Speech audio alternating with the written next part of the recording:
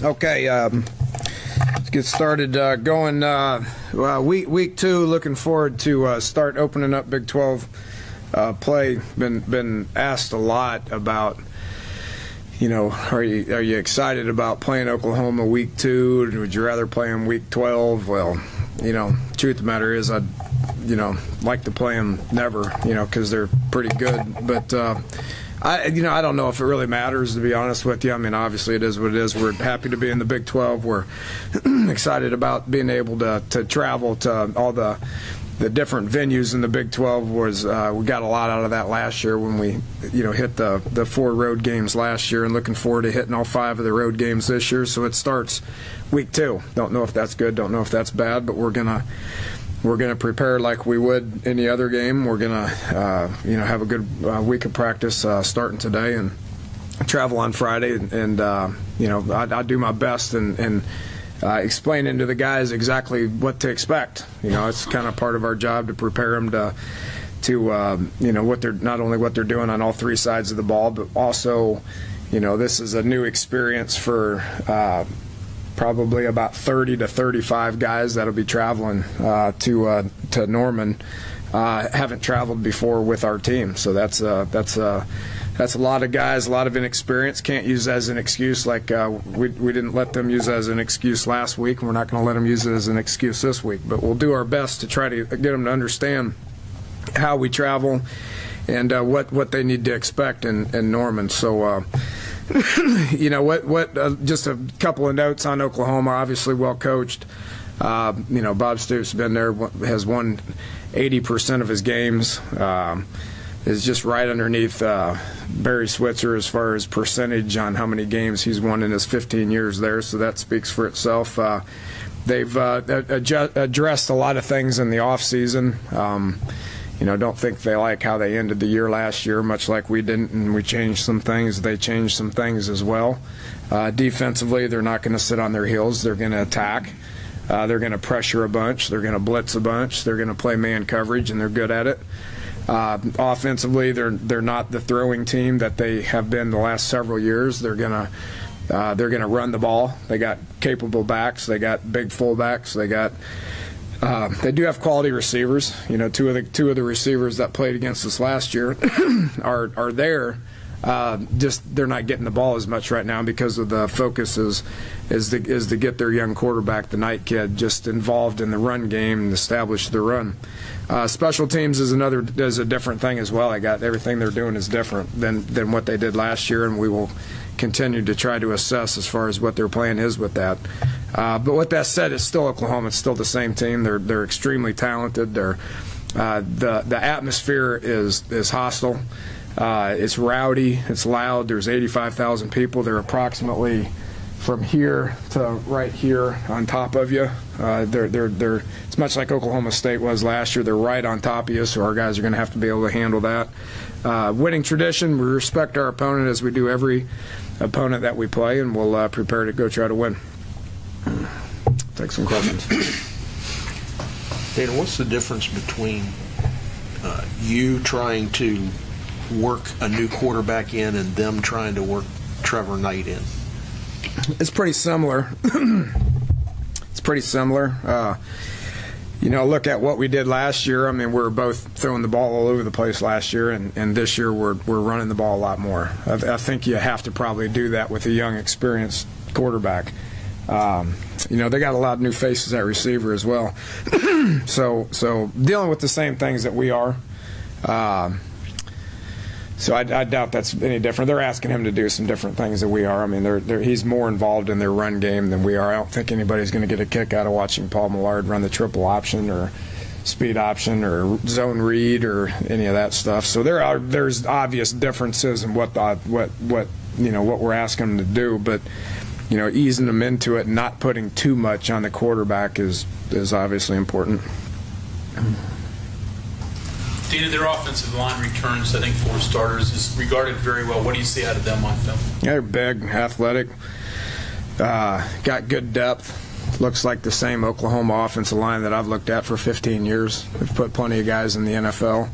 Their tackles are 6'5", 320.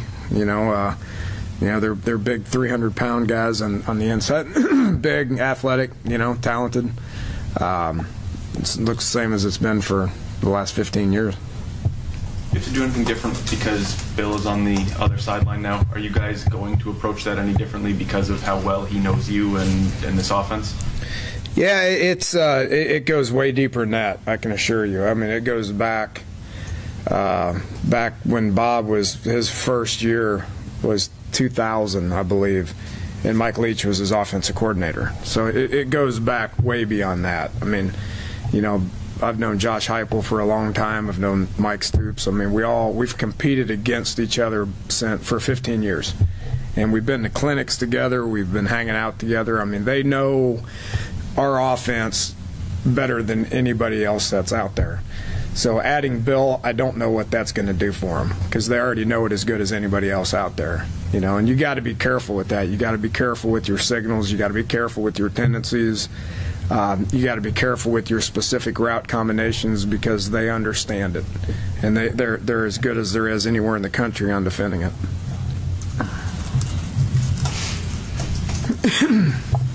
It goes back to when Mark was at Arizona, and Bill was at Arizona. Seth Luttrell was at Arizona. Sonny Dykes was at Arizona. I mean, he's been with people that have run our offense for a long time. So not only does Bob have a tremendous amount of familiarity with it, so does Mike as well. Dan, do they run a similar offense? I know everybody's different, but he even said yesterday that it's kind of the same, really. I mean, do they do different stuff, or is it the framework the same? Said it is or it isn't. Yeah, it has. There's been a lot of similarities. when you look at it, there's everybody. You come up with what you want to do offensively, and whether you worked with people or whoever you got it for, the longer you're in with the assistant coaches that you're in with, you're going to see gradual changes. You've seen gradual changes with our offense over the 3 years here with outside influences. You've seen changes when I went from Texas Tech to Houston, from Houston to Oklahoma State, from Oklahoma State to West Virginia. There's changes, and that's never going to happen. The base structure of what the offense is, I think there's a whole bunch of similarities. I think probably some of the formations are still called the same, I would guess. I don't know. When you look at what their offense was like on last Saturday against Louisiana Monroe, there was a lot of sets that were the same. Some of the plays were the same. Some of the plays were completely different that we're not doing. So while it's the same, it's also different in many ways as well. Don't know if that's an advantage or not. If it's an advantage for us, then it's an advantage for them. You mentioned the atmosphere. I don't know if you want to put a ranking on this, but how hard is, having been there before, how hard is Oklahoma to play at? And does it help that you guys went to Texas last year and at least some of the guys got the experience of playing? Really? I don't view Texas as having any kind of advantage for us. Each place is different. Each place is unique. I view at Oklahoma as hard of a place to play as anywhere else. There's plenty of hard places to go play. Ultimately you got to have some guys that can block all that stuff out and just get out there and play football. Is it hard to play there? Yeah. Is it hard to play at Texas? Yes. Is it an impressive place? Absolutely. It's a very impressive place.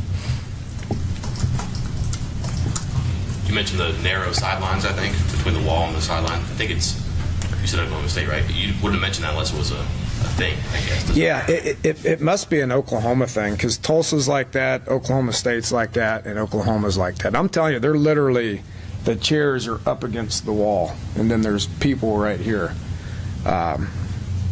Is there a competitive disadvantage to it? No, it's just a distraction, and there's many distractions that you have to be able to overcome on the road. That's one distraction that you got to overcome.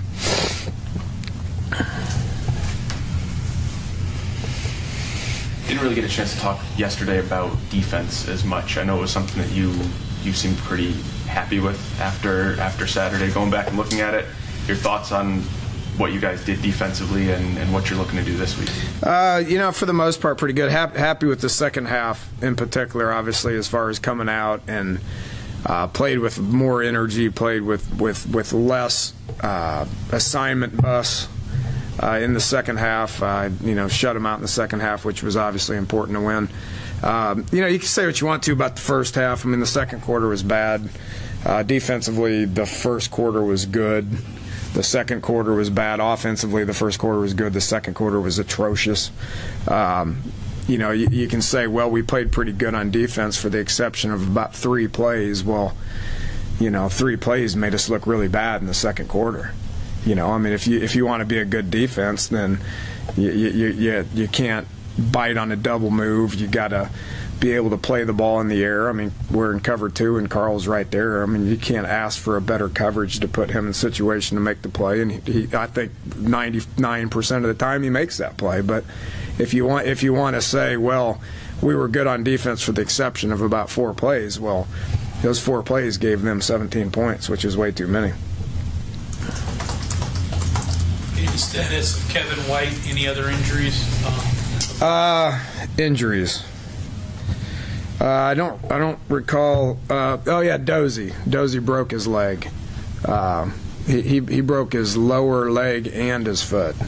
It got twisted up, and it was a bad break. He's out. He's more than likely going to have surgery. So that's and he's a senior. That's a blow. He was a backup buck and was playing pretty good, but more importantly, he was on about 3 special teams in a very important role. Tyler Anderson came in and did a good job for him. We gave Tyler a shout out for a guy that we weren't counting on playing to go in there and give us some decent snaps on defense, and more importantly, go in on special teams and take that role. So he's the only one from the game that we came out and said that he's done. So him and Nana and Shaq are all done for the year. Kevin, I don't know. I mean, we'll find out today. I mean, he was day to day until we ruled him out towards the end of the week last week. So he's day to day. Hopefully we can get him back out there. I know it's a small sample size, but what have you seen from Trevor Knight? What makes him dangerous? Yeah, he can run. I mean, he's a talented guy. So they said his completion percentage wasn't very good, and when I watched the tape, he has a good throwing motion. It's not like he can't throw. There's been guys in the past where they say his completion percentage is low, he can't throw, and you watch him and they can't throw. He's got a good release. He's a talented quarterback. He's going to get better and better. They're going to rely on him to make plays in the run game, and then they're going to rely on him to make plays in the pass game. Hopefully he doesn't get things figured out here this week. I would anticipate him getting things figured out and being a really good quarterback for him. Can you even use that game last year as a comparison point, considering that it's going to be likely an entirely different offense on both sides? Can't use it for anything. You can't use it for offense. You can't use it for defense. You can't use it for special teams. So it pretty much didn't happen. What's Kwiatkowski bring to your defense? Toughness, smart player. Darwin was our MVP, but he was a close second.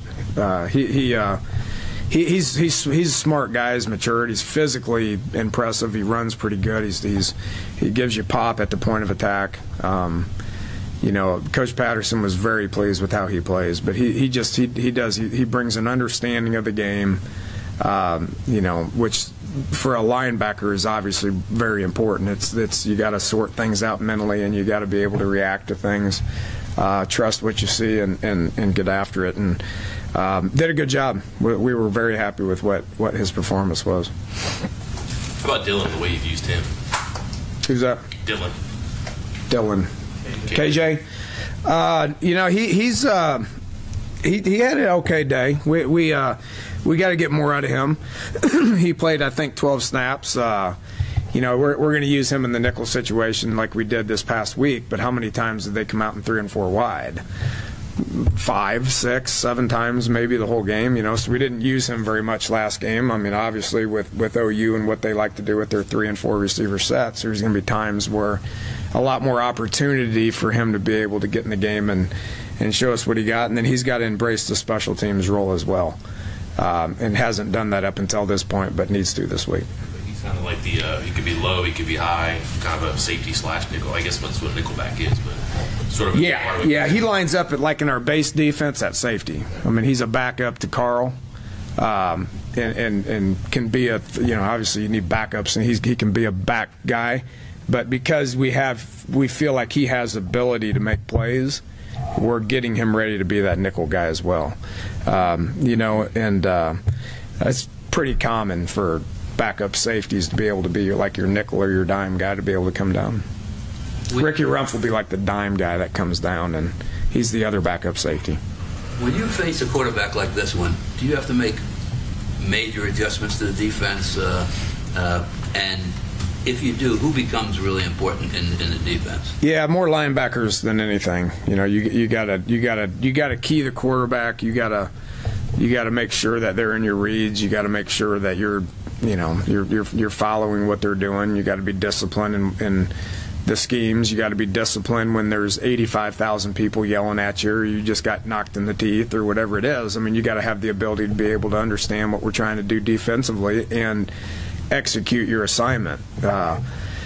Without mentioning names, there was a couple of guys last week that didn't execute their assignment on specific times in the first half when they were able to dump the ball into the flat for a first down, or they didn't rush when they were supposed to rush, which would have got to the quarterback before they were able to throw the passes downfield. I mean, you can't play defense with 10 guys. You got to be able to play defense with 11 guys, and you got to be able to make sure that you're executing your assignment when things are rough, which is basically what mental toughness is all about. How much do you got to worry about the fullback, Trey Miller? Do they use him similarly to how you guys use Cody Clay? Yeah, they do. They do. He's a good football player. And you guys know how I feel about Cody Clay. I feel like Cody's a good football player, but Trey's been there for 4 years, and he's tough. I mean, he'll cut you, he'll hit you high, he'll drive you into the ground, he'll shoot. They've handed it to him several times, and he's hard to tackle. So he's a good football player. He's important with what they're trying to do. He's 6'2", 250. I mean, he's extremely valuable and has been for him for the last several years. Even last year when they were spreading the ball around, he was very important to what they were trying to do. Coach, with the fact that your team's so inexperienced and Bob's only lost 5 games at home with Oklahoma, does your team need to play a near-perfect game to win this one? You can't ever play a near-perfect game. I mean, that's impossible. But you're going to have to play well. I mean, I've been there probably 5 times, I think, 4 or 5 times. I don't remember exactly how many times I've been there, but they're hard to beat at home. They're hard to beat at home. They're hard to beat on the road. They're a good football team. They have been for the 15 years that he's been there. To ask our guys, especially with inexperience, to play a perfect game, I think that's impossible. I mean, guys are going to make mistakes. It's how you react to the mistakes. It's how you react to having a holding call and being 3rd and 15. It's how you respond to those situations. We got inexperienced guys, but those inexperienced guys need to grow up, and they need to embrace the fact that they're put in a challenging situation, which I find incredibly opportunistic, to be able to go to Norman and play in front of 85,000 people on national TV and against a very, very, very quality opponent. I think I view that as an opportunity to get better, and I think each and every one of our guys will do the same. Knowing that, I know coaches don't like to put too much importance on a single game, especially early in the season.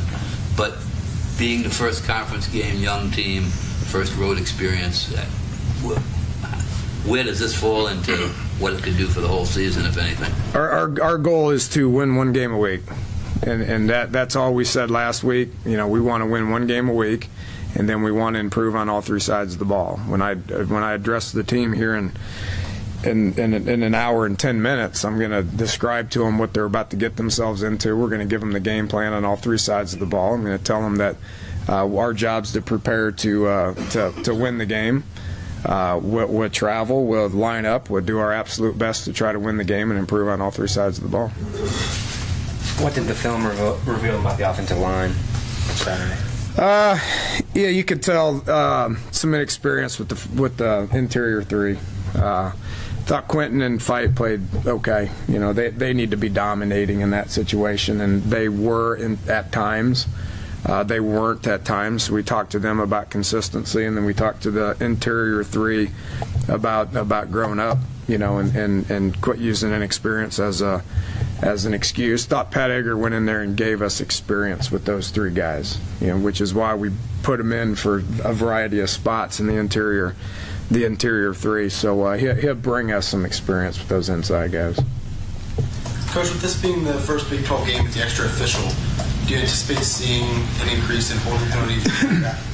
I hope not. Oh, unless they call them on them. They hold a lot. We never hold them. So I'll be interested to see what it looks like. I mean, we did it in the spring game, and I liked it. I don't think they will use that as an excuse to call more. I think they'll use that as an excuse to be more efficient in what they do call, and I hope that's the case. It's probably not fair to say your offense was missing anything last year, right? But you just didn't have the number of running backs you had, and you couldn't do a lot of your three-back stuff. If you can continue to run that out there at points, what specifically does that add to your package? A lot. It adds a lot. Wish we could go back in time, but obviously we can't. But no, it's good. I told you all four of those guys were going to play and carry the ball, and they did. We're going to need them all four. It's a hard position. You can't take that pounding and get the play with the kind of effort that we want you to play with and be able to do it for 10 straight snaps or an entire game, or let alone an entire season. So feel good with where we're at right there, but every year brings different challenges. Our challenge this year is to get receivers where they can make plays. Paul did a good job distributing the ball, but we didn't make any plays. Caught a ball or two and then fell down. That's what I saw. Ronnie made one play. We need guys to make more plays at receiver. Obviously you don't have Tavon Austin, but what you did with him last year, have they corrected that Oklahoma? Yeah, I would imagine immediately. Yeah, that was a perfect storm type deal. And Tavon's a great player, and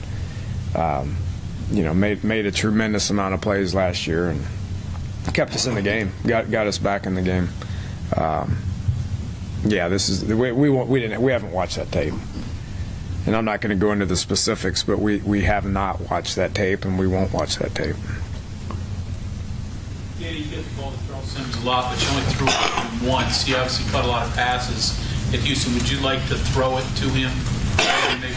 Yeah, I'd like to throw the ball a lot more than we did. I mean, we're talking about throwing the ball 30% of the time. That's embarrassing. So we're going to try to correct that, that's for certain. Yeah. I said I don't care much about stats, but we got to be a little bit more balanced. Here I am. I mean, what the heck's going on here? Here I'm balanced. I'm talking about balance. And everybody says you guys throw the ball, it's air raid, you throw it 80-90% of the time, and I'm talking about balance because we can't get to where we're throwing the ball 50% of the time. Time to go to work. Why can't you get there? Because you guys are keeping me. I mean, I'm supposed to be in a meeting right now, and we're supposed to be drawing up all these pass plays and everything, and I got to get in there and get to work. We're going to work hard on it. All right, thanks, Coach. All right, appreciate it.